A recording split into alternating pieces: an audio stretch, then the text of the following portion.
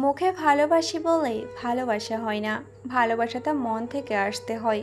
মন থেকে ভালোবাসে মানুষটাকে স্বীকৃতি দিতে হয়। ভেতর থেকে আবেগ অনুভূতি তার জন্যই আসতে হয়।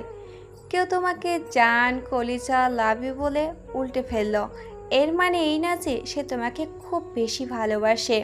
চামড়ার মুখ দিয়ে অনেক কিছু বলা যায়, দিন শেষে কেউ তোমাকে সত্যি যদি ভালোবাসে, তোমার প্রতি তার আচরণ আবেগ অনুভূতি সেটাই বুঝিয়ে দিবে।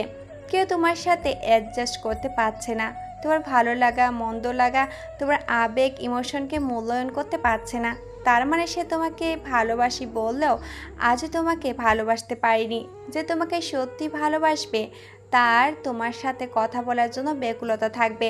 সে তোমাকে প্রতিটা মুহূর্তে মিস করবে, তোমার সাথে কথা বলা সময় কাটানোর জন্য অস্থির হয়ে যাবে, তোমার মেসেজের উত্তরে দেরি হলে কষ্ট পাবে।